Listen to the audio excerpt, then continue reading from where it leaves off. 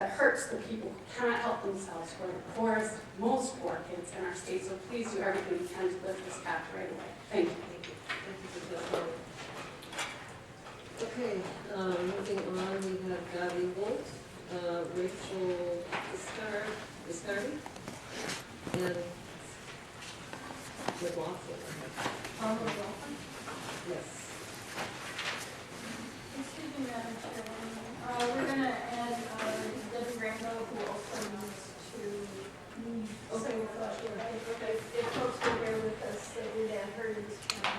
And again, we're trying to kind of limit it to Right. like 1 minute if possible, and please hand in your testimony. My name is Rachel Viscardi, and I'm the Deputy Director of the Women's Bar Association. We're a professional organization of 1,500 lawyers in Massachusetts, and our commitment is to achieve full and equal participation of women lawyers in the legal profession and also in a just society. Our sister organization, the Women's Bar Foundation, represents low-income survivors of domestic violence and family law cases across the Commonwealth. On behalf of the Women's Bar and on behalf of low-income women and their children, we ask you to support this bill.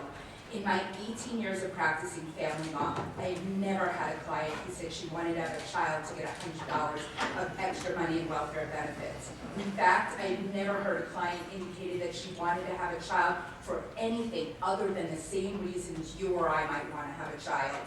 I think it's time we all admit that the family cap does not work. We're only one of 16 states that deny welfare benefits to children conceived while or soon after a family receives TFDC, nor as a matter of principle should Massachusetts be punishing parents for exercising their right to have a child. I have seen what happens when a family cannot care for a child because they've been denied additional benefits. I have filled out those financial forms where the expenses dwarf the income and credit card bills are astronomical. $100 is a lot of money to my clients. It goes to food, diapers, and housing. And on behalf of all of those women, we ask you to please lift the cap on kids. Grab the background. Hi, my name is Connie McLaughlin. I'm from the League of Women Voters, and we are supporting this bill. Written testimony was delivered to your offices yesterday, but I would like to deviate from it a little bit because yesterday was a snow day, my kids were home, and my internet was out, so I talked to my kids. And as I'm talking to my kids, I'm thinking about the kids that are capped. And kids are amazing, and they're perceptive, and they know things. They know when the refrigerator's empty. They know when their clothes are a little too tight or a little worn. They know when their parents are worried. And now they also know that now imagine you are that kid and you find out that the government is telling you you don't count. That they know it's a little too little that has to get stretched further. And because you don't count, that little bit has to be stretched more. We know the effects of toxic stress. We know what it does to kids in poverty. It's a $500 billion a year tax on the American economy and increased health care, lowered earnings, more problems with education. Now imagine you're not just a kid in poverty, but you're a kid that doesn't count and knows it. So what I would like, and the League supports this, is I would like you to tell every kid they count and lift that cap. Good afternoon, Chairman Khan, Chairman Diaz, and members of the committee. Thank you for this opportunity to address you on this very important bill to lift the cap on kids. My name is Debbie Rambo. I'm the president of Catholic Charities in the Archdiocese of Boston. And today, Catholic Charities urges you to lift the cap by quickly advancing H104 and 737. As you know, the family cap denies TANF benefits to children conceived while their families receive benefits. Catholic Charities is one of the largest providers of social services in the Commonwealth and is committed to strengthening the families we serve. We deliver innovative and cost-effective programming including early childhood education, adult education, workforce development, after-school mentoring, and family support to serve our most vulnerable neighbors, regardless of faith. We are feeding the hungry, sheltering the homeless, and welcoming the newcomer as part of the state social safety net. Our daily work confirms that poverty continues amid prosperity, and that too many good and decent families and blameless children suffer needlessly in one of this nation's wealthiest states. Welfare benefits are already very low for all families and have not been adjusted for inflation since 2000. If the child is included by the cap on kids, that's a $100 difference per family, as you've heard. By lifting the cap on kids, the lives of hundreds of our most vulnerable families and over 8,700 children will be improved. The cap on kids is clearly a failed policy that harms children living in our communities. Families struggle to meet their children's basic needs, and pediatricians report that often it is the older sibling who suffers most, much like the young woman that you heard speak before. Undernutrition and related health problems are all an issue because a small grant for an older sibling is diluted to pay for a new family member. I'm sorry to interrupt. If you could just hand in your testimony, that would be great. It's already been redacted, Yeah. but Sorry. just one last thing that I don't think we've heard before. We're very grateful for you to have passed this bill last year, and unfortunately, not able to override the veto. If you have the opportunity to retroactively pass this bill to January of this year, we would be very grateful. Thank you. Good afternoon. My name is Gabi Wolf. I'm here on behalf of the American Civil Liberties Union in Massachusetts. And I probably don't need this piece of paper, but I'm here because we support repealing this cruel policy. It was put in place. I'm going to be the one to say it. You know, this policy impacts all poor kids, but it was put in place on the strength of racist rhetoric. I need to say this is a terribly important economic justice issue. The ACLU is not an economic justice organization. We're coming at this from a slightly different perspective, and I want to just add a note on a different point, which is this is a reproductive justice issue as well. The ACLU litigated a case that in 1981 was decided by the Supreme Judicial Court in Massachusetts. It said, this is a case called Moe versus the Secretary of Finance and Administration. It said that the state cannot privilege childbearing over the decision to terminate a pregnancy. The reverse is also true, that the state should not be penalizing children whose parents choose to continue a pregnancy or expand their families. Thank you. Thank you very much for your testimony. So we have 1, 2, 3, 4, 5, 6 people, I think. Maybe everybody wants to just come up. Is that? There should just be, there should be 5 of them. I have One is after that. okay, so I have The last part. Philip, and then Vincent, and Deborah Harris. Did you speak? Oh, you're right there in front of me. You're in front of me. And then Jason. We have Chappelle, is it? And Jason.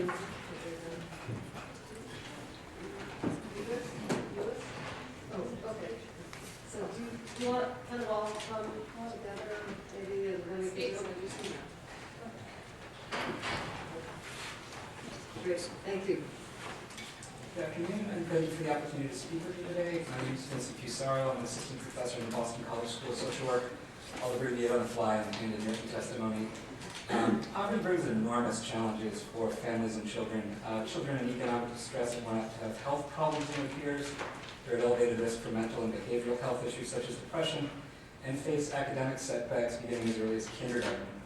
The difficult choices facing families in poverty, such as which bills to pay, are a source of stress that even the most well-meaning parent create a challenging developmental environment. A family cap does nothing to alleviate these problems and instead makes deep poverty even deeper by diluting the safety net, a program that TAFDC can provide. And then the only other thing that I'd like to point out is that following welfare reform in 1996, 42 states adopted family caps out of concern that without a cash assistance programs would encourage low-income women to have more children. Of those states that adopted family caps after reform, 8 have since abandoned them, and that includes states as different from one another as California and Oklahoma. And I thank you very much for your time.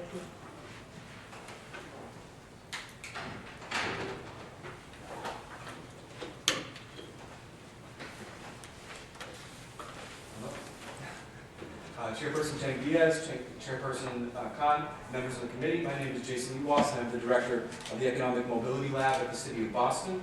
On behalf of Mayor Martin J. Walsh, I'm here to testify in support of H104, S37, and Act to Lift the Cap on Kids.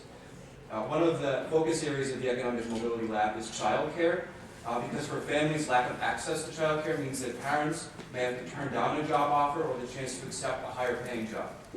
The more resources we can provide to caregivers or for parents to pay for childcare, the better the situation will get. This is one reason we have to pay for lifting the cap on kids. As part of our initial research, we also thought about broader policies, and we identified the welfare system as a crucial starting point for improvement to support families.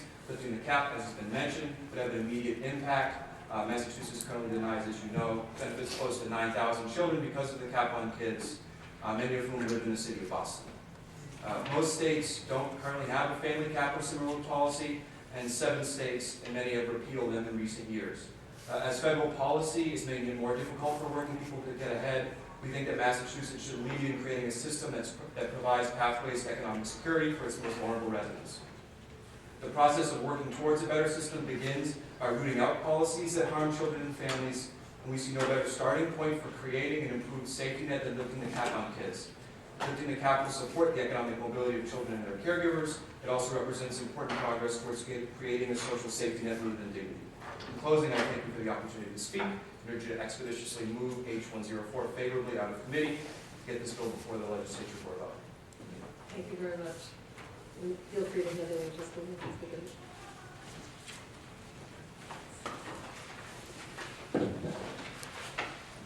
Good afternoon, Chair Kikon. Good afternoon, Chair Senator Chingiz. My name is Felipe Zamberlini. I'm the Public Policy Director at Rosie's Place. And we our organization was founded in 1974 as the first women's shelter in America. Today we're serving up to 12,000 women a year. And I'll kind of just resonate what was already said. We've never heard a woman say, I'm going to have a kid just because I want another $100. It's the reasons that we hear at Rosie's Place is because I want to love somebody, I want to make a better version of myself to a child, and just continue to be able to build and grow a family. And realistically, what we actually see is that we're often striving to fill in some of the gaps when our guests come into Rosie's Place and they've already applied for public benefit.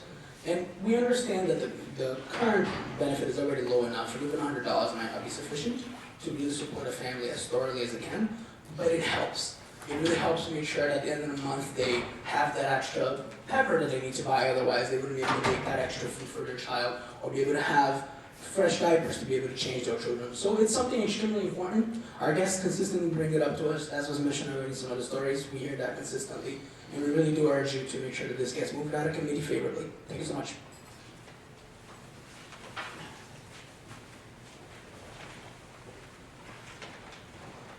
Good afternoon, my name is Kelly Turley, and I'm here representing the Massachusetts Coalition for the Homeless. I want to thank you for this opportunity to express the Coalition's full support for House Bill 104, Senate Bill 37.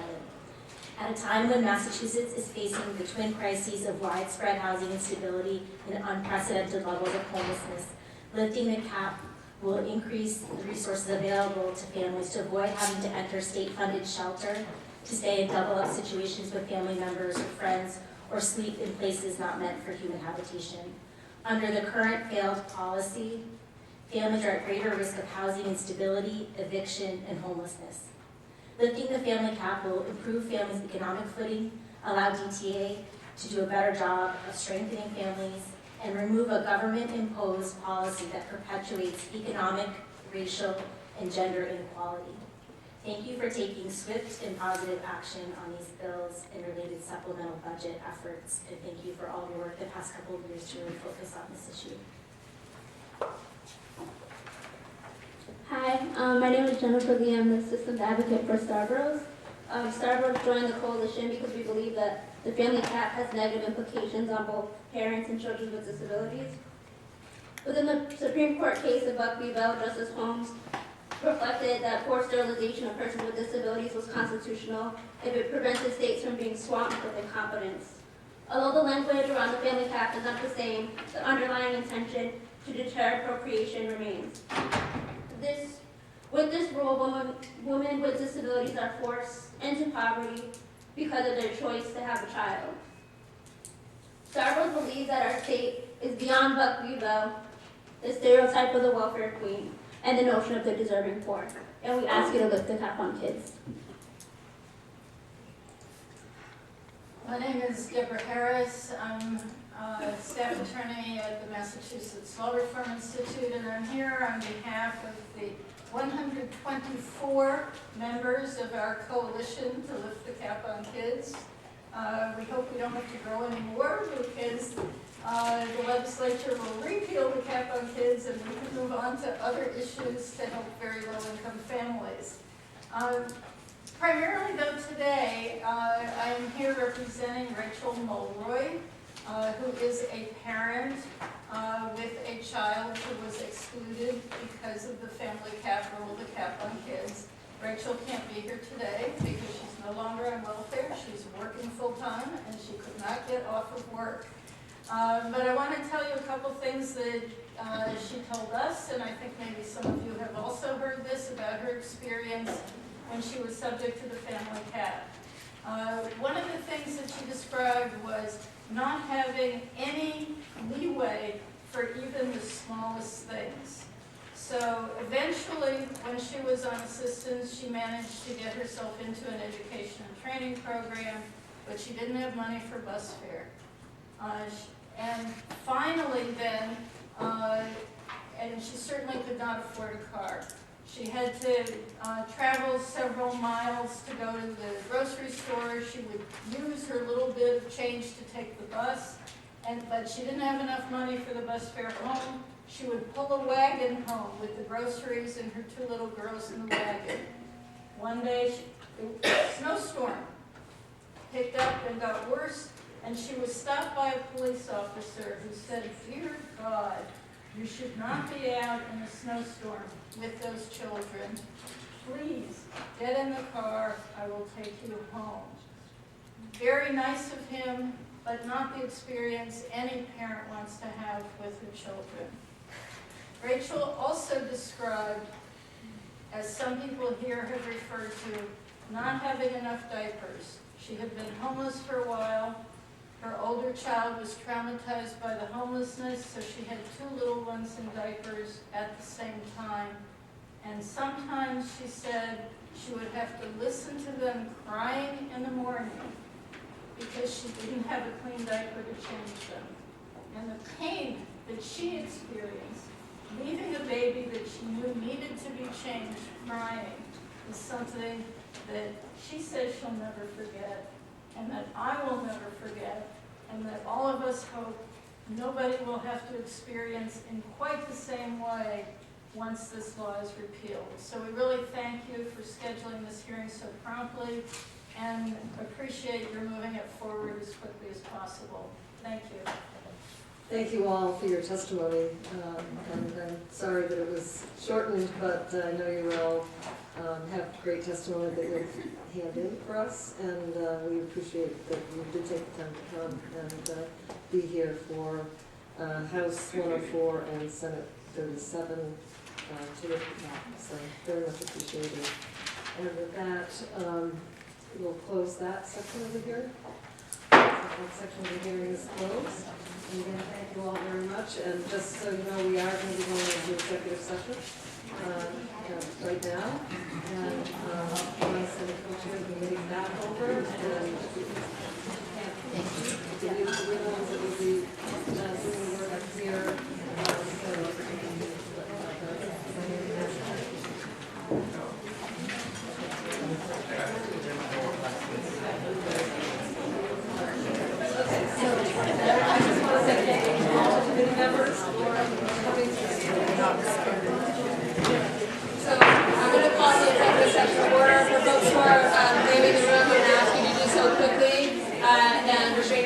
Until you're out of the hearing room. If you want to stay to hear the vote, please do. Anticipated a positive outcome. For the record, my name is Sonia Chang-Diaz. I'm the Senate Chair of the Joint Committee on Children and Families and Persons with Disabilities. Calling this executive session to order. As the co-chair from the House noted, no testimony from the public is taken during an executive session. I'm going to dispense with introducing the members who are here present because I think everyone was introduced during the hearing. I hope that's okay with everyone. And I'm just going to move directly to our recommendations. The chairs recommend that House 140 enact relative to abusive practices to change sexual orientation and gender identity in minors, and Senate 70 enact relative to abusive practices to change sexual orientation and gender identity in minors. Both be given a favorable report and sent to their chambers of origin. Is there a motion? So moved. Is there a second? All those in favor say aye. Sorry. Is there any discussion? All those in favor say aye. Aye. All those opposed, nay.